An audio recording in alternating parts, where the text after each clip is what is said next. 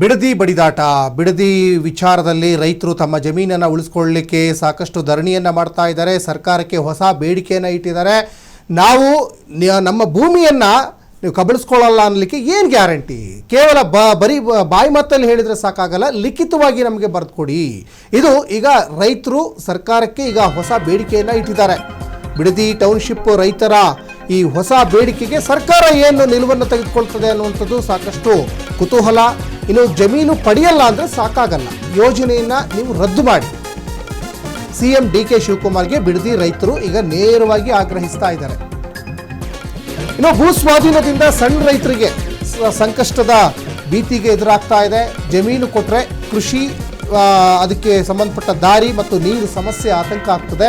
ಅಂತಿಮ ಅಧಿಸೂಚನೆಯನ್ನು ಹಿಂಪಡೆಯಲಿಕ್ಕೆ ರೈತರು ಈಗ ಲಿಖಿತವಾಗಿ ನಮಗೆ ಅದೇನು ಪೇಪರ್ ಡಾಕ್ಯುಮೆಂಟ್ಸ್ ಕೊಡ್ತೀರಾ ಕೊಡಿ, ಇಲ್ಲಾಂದರೆ ಪ್ರಾಣ ಕೊಡ್ತೀವಿ, ಜಮೀನು ಮಾತ್ರ ಬಿಡಲ್ಲ ಅಂತ ರೈತರು ಈಗ ಸರ್ಕಾರಕ್ಕೆ ಎಚ್ಚರಿಕೆ ಕೊಡ್ತಾ ಇದ್ದಾರೆ. ಯೋಜನೆ ರದ್ದಾಗುವವರೆಗೂ ನಾವು ಹೋರಾಟವನ್ನು ಮುಂದುವರಿಸ್ತೀವಿ ಅಂತ ರೈತರು ಸರ್ಕಾರಕ್ಕೆ ಎಚ್ಚರಿಕೆ ಮೇಲೆ ಎಚ್ಚರಿಕೆಗಳನ್ನು ಕೊಡ್ತಾ ಇದ್ದಾರೆ.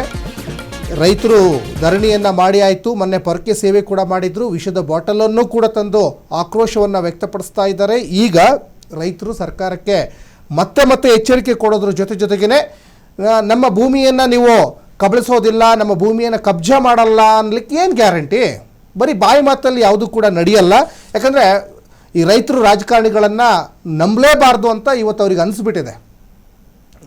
ಯಾಕಂದರೆ ಇವತ್ತು ಇಷ್ಟು ಹೋರಾಟ ಮಾಡ್ತಾ ಇದ್ರು ಕೂಡ ಭೂಮಿಯನ್ನು ಕಬ್ಜಾ ಮಾಡಲಿಕ್ಕೆ ಅಲ್ಲಿ ಸರ್ವೆ ಅಧಿಕಾರಿಗಳು ಕೂಡ ಬಂದಿದ್ದರು. ಹಾಗಾಗಿ ನಮಗೆ ಲಿಖಿತವಾಗಿ ನಮಗೆ ಇದನ್ನು ಕೊಡಿ, ನಮಗೆ ಏನು ಆಧಾರ, ಹಾಗಾಗಿ ನಮಗೆ ಲಿಖಿತವಾಗಿ ಬರವಣಿಗೆ ಮುಖೇನವಾಗಿ ನಮಗೊಂದು ಆಧಾರ ಕೊಡಿ, ಆವಾಗ ನಾವು ಪ್ರತಿಭಟನೆಯನ್ನು ಕೈ ಬಿಡ್ತೀವಿ ಅಂತನೋ ಏನೋ ಒಂದಿಷ್ಟು ಅವರು ಕೂಡ ಈಗ ರೈತರು ಹೇಳ್ತಾ ಇದ್ದಾರೆ. ಒಟ್ಟಿನಲ್ಲಿ ಈ ಸಣ್ಣ ರೈತರಿಗೆ ಸಾಕಷ್ಟು ಸಮಸ್ಯೆ ಆಗ್ತಾ ಇದೆ ಅಂತ. ಯಾಕಂದರೆ ಬಿಡದಿ ಟೌನ್ಶಿಪ್ ಮತ್ತು AICT ಯೋಜನೆ ವಿಚಾರದಲ್ಲಿ ರೈತರು ಸಾಕಷ್ಟು ಆಕ್ರೋಶವನ್ನು ಈಗ ಮತ್ತೆ ತೀವ್ರಗೊಳಿಸ್ತಾ ಇದ್ದಾರೆ. ಬಲವಂತವಾಗಿ ಜಮೀನು ಪಡೆಯೋದಿಲ್ಲ ಅಂತ ಮುಖ್ಯಮಂತ್ರಿ ಡಿ.ಕೆ. ಶಿವಕುಮಾರ್ ಅವರು ಹೇಳಿಕೆ ಸಾಕಾಗಲ್ಲ. ಅವ್ರು ಹೇಳಿದ್ರಲ್ಲ, ನಿನ್ನೆ ಸುದ್ದಿಗೋಷ್ಠಿ ಮಾಡಿ ನಾವು ಬಲವಂತವಾಗಿ ಯಾರ ಆಸ್ತಿಯನ್ನು ಪಡ್ಕೊಳ್ಳಲ್ಲ ಟೌನ್ಶಿಪ್ ಮಾಡಲಿಕ್ಕೆ. ಅದಾದಮೇಲೆ ಇದು ನನ್ನ ಒಂದು ವೈಯಕ್ತಿಕ ಒಳಿತಿಗೋಸ್ಕರ ನಾನು ಮಾಡ್ತಾ ಇರೋವಂಥದ್ದಲ್ಲ ಅಂತಲೂ ಕೂಡ ಹೇಳ್ತಾ ಇದ್ರು. ಈಗ ಯಾರು ವೈಯಕ್ತಿಕನೋ ಅಥವಾ ಬೇರೆ ಯಾರಿಗಾದ್ರೂ ಅನುಕೂಲ ಆಗುತ್ತೋ ಅದು ಬೇರೆ ಸೆಕೆಂಡ್ರಿ. ಈಗ ರೈತರೇ ಇವಾಗ ಯಾರಿಗೆ ನೀವು ಅನುಕೂಲ ಮಾಡಲಿಕ್ಕೆ ಹೊರಟಿದ್ದೀರೋ ಅವರೇ ಬೇಡ ಅಂತ ಹೇಳ್ತಾ ಇದ್ದಾರೆ. ಅಲ್ಲಿ ಕೈಗಾರಿಕೀಕರಣವನ್ನೇ ಮಾಡೋದು ಬೇಡ, ಟೌನ್ಶಿಪ್ ಮಾಡೋದೇ ಬೇಡ ಅಂತ ಅವ್ರು ಹೇಳ್ತಾ ಇದ್ದಾರೆ. ಯಾಕಂದರೆ ಕೆಲವೊಂದಿಷ್ಟು ರೈತರು ಈ ಟೌನ್ಶಿಪ್ ಪರವಾಗಿ ನಿಂತಿರ್ಬೋದು, ಆದರೆ 80% ರೈತರು ಇವತ್ತು ಇದರ ವಿರುದ್ಧವಾಗಿ ನಿಂತ್ಕೊಂಡಿದ್ದಾರೆ. ಅದಕ್ಕೆ ಸಂಬಂಧಪಟ್ಟಂಗೆ ಹೋರಾಟಗಳು ಹೆಂಗೆ ನಡೀತಾ ಇದ್ದಾವೆ ಅಂತ ನೀವು ಕೂಡ ಗಮನಿಸಿದ್ದೀರಾ.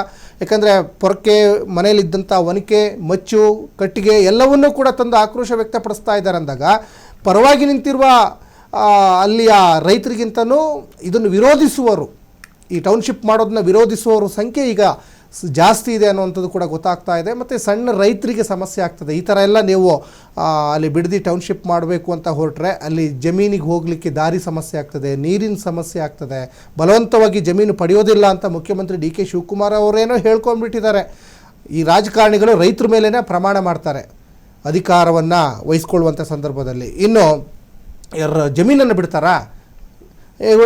ಬಹುತೇಕ ರೈತರ ಮೇಲೇ ಅಲ್ವಾ ರಾಜಕಾರಣಿಗಳು ಪ್ರಮಾಣ ವಚನ ಸ್ವೀಕಾರ ಮಾಡುವಂಥ ಸಂದರ್ಭದಲ್ಲಿ ನಾವು ರೈತರ ಮೇಲೆ ಪ್ರಮಾಣ ಮಾಡ್ತೀವಿ, ನಾವು ಒಳ್ಳೆ ಆಡಳಿತ ಕೊಡ್ತೀವಿ ಅಂತ. ಇದಾ ಒಳ್ಳೆ ಆಡಳಿತ? ನೋಡಿ, ಆ ದೃಶ್ಯಗಳಲ್ಲಿ ಗಮನಿಸ್ತಾ ಇದ್ದೀರಾ, ಕೈಗೆಲ್ಲ ಬ್ಯಾಂಡೇಜ್ ಸುತ್ಕೊಂಡು ಬಂದಿದ್ದಾರೆ ಮಹಿಳೆಯರು, ಕೈಯಲ್ಲಿ ಗಾಯ ಆಗಿದೆ ಪಾಪ, ಕೈಯಲ್ಲಿ ಒನಕೆ ಹಿಡ್ಕೊಂಡು ರೋಡಿಗೆ ಬಂದುಬಿಟ್ಟಿದ್ದಾರೆ, ಇವತ್ತು ಬೀದಿಗೆ ಬಂದುಬಿಟ್ಟಿದ್ದಾರೆ ರೈತರು. ಹೋರಾಟಗಳ ಈಗ ಆಕ್ರೋಶಭರಿತವಾದ ಮಾತುಗಳು ಕೇಳಿ ಬರ್ತಾ ಇದ್ದಾವೆ. ಕೈಯಲ್ಲಿ ವಿಷದ ಬಾಟಲ್ ಇಟ್ಕೊಂಡು ಬಂದಿದ್ದಾರೆ.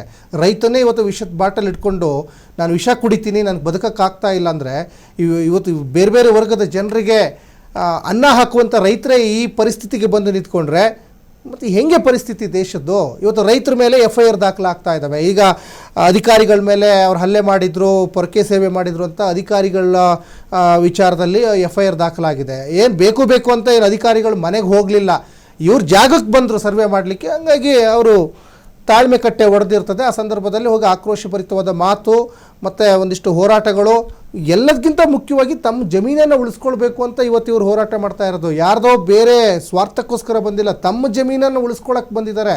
ಯಾಕಂದರೆ ಅದೇನು ಬರಡು ಭೂಮಿ ಅಲ್ಲ, ಅಲ್ಲಿ ಫಲವತ್ತಾದಂಥ ಭೂಮಿಯಲ್ಲಿ ಸಾಕಷ್ಟು ಬೆಲೆ ಬಾಳುವಂತಹ ಮರಗಳಿದ್ದಾವೆ ಮತ್ತು ಅಡಿಕೆ ಇರ್ಬೋದು, ತೆಂಗು ಇರ್ಬೋದು, ಮಾವು, ತರಕಾರಿ, ಹೂವು, ಹಣ್ಣು ಎಲ್ಲವನ್ನೂ ಕೂಡ ಚೆನ್ನಾಗಿ ಬೆಳ್ಕೊಂಡು ರೈತರು ತಂಪಾಡಿಗೆ ತಾವು ಆರಾಮಲ್ಲಿದ್ದಾರೆ.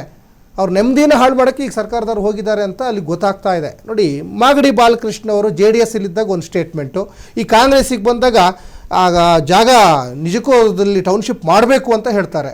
JDS ಅಲ್ಲಿದ್ದಾಗ ಆ ರೈತರ ಜಮೀನನ್ನು ಯಾವುದೇ ಕಾರಣಕ್ಕೂ ಕೂಡ ರೈತರೇ ಉಪಯೋಗ ಮಾಡಬೇಕು ಅಂತ ಹೇಳ್ತಾ ಇದ್ರು. ಇದು ರಾಜಕಾರಣಿಗಳ ಒಂಥರ ಬದಲಾವಣೆಯ ಸ್ಟೇಟ್ಮೆಂಟ್ಗಳು ಸಾಕಷ್ಟು ಅಚ್ಚರಿಯನ್ನು ಉಂಟು ಮಾಡ್ತಾ ಇರ್ತವೆ. ಒಟ್ಟಿನಲ್ಲಿ ಟೌನ್ಶಿಪ್ ವಿವಾದ ಮತ್ತೊಂದು ಮಜಲನ್ನು ಪಡ್ಕೊಂಡಿದೆ. ಮತ್ತು ದೇವೇಗೌಡರು ಕೂಡ ಅಹೋರಾತ್ರಿ ಧರಣಿಯ ಎಚ್ಚರಿಕೆ ಕೂಡ ಈಗ ಕೊಟ್ಟಿದ್ದಾರೆ. ಈ ಎಲ್ಲ ಬೆಳವಣಿಗೆಗಳ ನಡುವೆ ಏನು ಮಾಡ್ತದೆ ಸರ್ಕಾರ ಅನ್ನೋಂಥದ್ದು ಈಗ ಭಾಳ ಕುತೂಹಲಕಾರಿ ಸಂಗತಿ.